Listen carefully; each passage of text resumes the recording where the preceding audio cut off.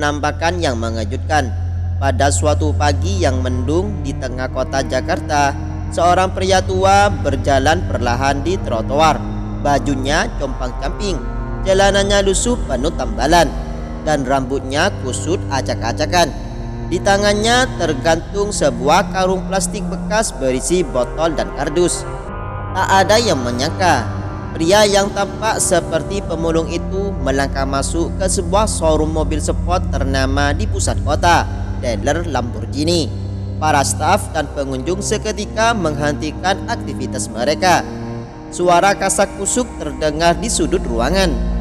Pemulung masuk ke showroom. Ini tempat orang punya duit, bukan tempat nyari belas kasihan. Astaga, lihat tuh bajunya, bisa-bisa bikin karpet kotor. Pria itu hanya tersenyum tipis. Tanpa bicara, ia berjalan langsung menuju salah satu unit Lamborghini Aventador terbaru yang dipajang megah di tengah ruangan. Tangannya yang keriput menyentuh kap mobil itu perlahan.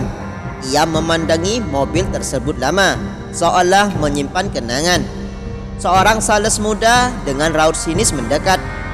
"Pak, maaf, harga mobil ini hampir 14 miliar. Kalau mau lihat-lihat, mending di luar aja ya, jangan sentuh-sentuh." Pria itu memandang sales itu, lalu berkata pelan namun tegas, "Saya mau beli mobil ini hari ini juga." Tawa pun pecah dari dua staf lain di belakang meja resepsionis. Seorang petugas keamanan bahkan mendekat bersiap mengusirnya. "Pak, kami serius, jangan bikin malu di sini. Ini bukan tempat lelang barang bekas." Tapi pria itu tetap diam. Lalu dari kantong dalam bajunya yang sobek, ia mengeluarkan sebuah dompet kulit tua dan sebuah kartu platinum dengan logo bank internasional. Sales itu terdiam. Resepsionis mendekat, security perlahan mundur. Raut wajah mereka berubah dari mengejek menjadi kebingungan lalu shock. Sales muda itu yang tadi meremehkan sang pria lusuh, kini gemetar saat menerima kartu platinum yang disodorkan. Di sudutnya tertulis nama R. Santoso Darmawan. Ia ragu, tapi sopan-sopan gugup ia berkata, Maaf pak, saya cek dulu ya." Ia pergi ke meja administrasi. Diam-diam membuka laptop showroom dan mengecek nama itu di database pelanggan prioritas. Dalam hitungan detik wajahnya berubah pucat. R. Santoso Darmawan tercatat sebagai pemilik grup usaha properti dan investasi raksasa. Pria itu adalah miliarder low profile yang pernah masuk daftar top 10 orang terkaya di Asia Tenggara. Semua yang ada di ruangan itu mendadak terdiam. Sales supervisor buru-buru keluar dari ruangannya, menghampiri sang pria sambil menunduk dalam-dalam. "Selamat pagi Pak Santoso, maaf atas kekeliruan kami. Bapak ingin model apa? Kami bisa siapkan ruang VIP." Pria itu hanya tersenyum, tapi bukan senyum senang, melainkan senyum getir. Ia melihat semua yang tadi menertawakannya kini berusaha bersikap manis. "Barusan saya nyaris diusir. Kalian nilai saya dari pakaian, bukan dari siapa saya." Ia melirik ke arah sales muda yang tadi menyindirnya. Wajah si sales menunduk, berkeringat dingin tak bisa bicara. Pria itu menambahkan, "Saya memang sengaja datang dengan pakaian ini, bukan karena saya tak punya jas. Tapi saya ingin tahu, siapa di antara kalian yang punya mata yang menghormati manusia bukan hanya dompetnya." Sunyi. Lalu pria itu mengeluarkan selembar cek kosong dari dompetnya, menuliskan jumlah Rp 14 miliar 700 juta. Lalu berkata, "Mobil ini saya beli, tapi bukan diantar ke rumah saya, antar ke panti asuhan di Bekasi. Biar anak-anak di sana tahu bahwa orang yang diremehkan hari ini bisa jadi orang yang memberi mereka harapan esok." Semua terdiam, beberapa mulai menangis. 3 hari setelah kejadian itu, sebuah truk towing berwarna putih mengangkut satu unit Lamborghini kuning metalik menuju sebuah tempat yang jauh dari pusat kota, Panti Asuhan Cahaya Kasih di pinggiran Bekasi. Anak-anak panti sudah berbaris rapi di halaman.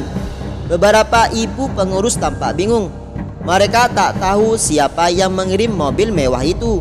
Saat mobil diturunkan dari towing, anak-anak bersorak kegirangan. "Wah, mobil Batman! Bu, ini mobil siapa? Kita dikasih mobil mainan beneran ya?" Tak lama kemudian Pak Santoso datang, masih dengan pakaian sederhana, tapi kali ini lebih bersih. Ia turun dari mobil Avanza tua bersama sopirnya. Para pengurus mengenalnya, beliau adalah donatur tetap panti sejak 5 tahun lalu. Namun mereka tak pernah tahu siapa dia sebenarnya. Ia tersenyum pada anak-anak, lalu mendekati kepala panti. "Saya tidak ingin mereka bermimpi jadi pemulung seumur hidup. Saya ingin mereka tahu, mereka bisa jadi apa saja, bahkan pemilik mobil seperti ini, selama mereka punya mimpi dan kerja keras." Seorang anak kecil berusia 9 tahun menghampirinya, memegang tangannya lalu bertanya polos, Paman ini kaya ya? Tapi kenapa Paman suka jalan sendiri pakai baju lusuh?" Pak Santoso jongkok menatap anak itu sambil tersenyum lembut. "Karena baju tak bisa nunjukin hati seseorang, nak. Kadang kita harus kelihatan miskin dulu supaya orang lain belajar berhenti meremehkan." Anak-anak itu kemudian diajak berfoto bersama Lamborghini, tapi bukan untuk pamer, bukan pula untuk gaya, melainkan sebagai penanda bahwa mereka pun pantas bermimpi tinggi. Di sisi lain kota, dealer Lamborghini yang pernah mempermalukan Pak Santoso mengubah standar SOP mereka. Tepat di depan pintu masuk, mereka menempelkan tulisan besar, "Jangan nilai orang dari penampilannya. Semua orang berhak dihormati." Malam hari setelah meninggalkan panti asuhan, Pak Santoso duduk sendirian di beranda rumah kayunya di pinggir kota. Rumah itu sederhana, tak terlihat seperti milik seorang miliarder. Di tangannya secangkir teh hangat dan di pangkuannya sebuah album foto tua. Ia membuka satu halaman.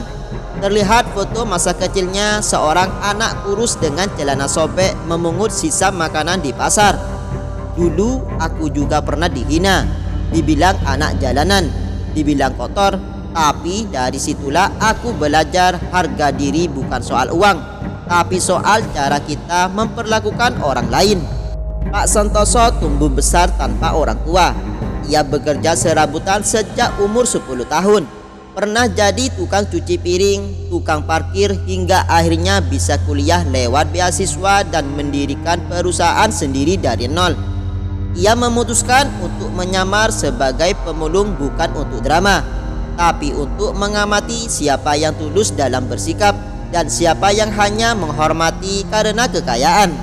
Banyak orang kaya yang dihormati hanya karena hartanya, tapi saat hartanya hilang, semua hormat itu ikut hilang. Aku tidak mau seperti itu. Baginya, harta yang sebenarnya adalah ketika ia bisa memberi tanpa pemberi dan mengubah pandangan orang terhadap sesama manusia. Beberapa hari kemudian, dealer mobil yang dulu mempermalukannya mengundangnya kembali untuk meminta maaf secara resmi. Kali ini Pak Santoso datang dengan setelan jas bersih. Ia berdiri di depan seluruh staf dan berkata, "Hari ini aku datang bukan sebagai pembeli, tapi sebagai pengingat. Jangan pernah remehkan siapapun, karena yang kalian remehkan hari ini bisa jadi orang yang kalian butuhkan esok." Dealer itu kini rutin mengadakan pelatihan etika dan menyumbangkan sebagian keuntungannya ke panti-panti dan sekolah jalanan atas nama seorang pria yang pernah mereka abaikan. Dan pria itu, ia kembali ke jalanan dengan baju sederhananya, menebar senyum, mencari jiwa-jiwa yang siap diingatkan. Bahkan rasa hormat adalah mata uang yang tak pernah kehilangan nilai.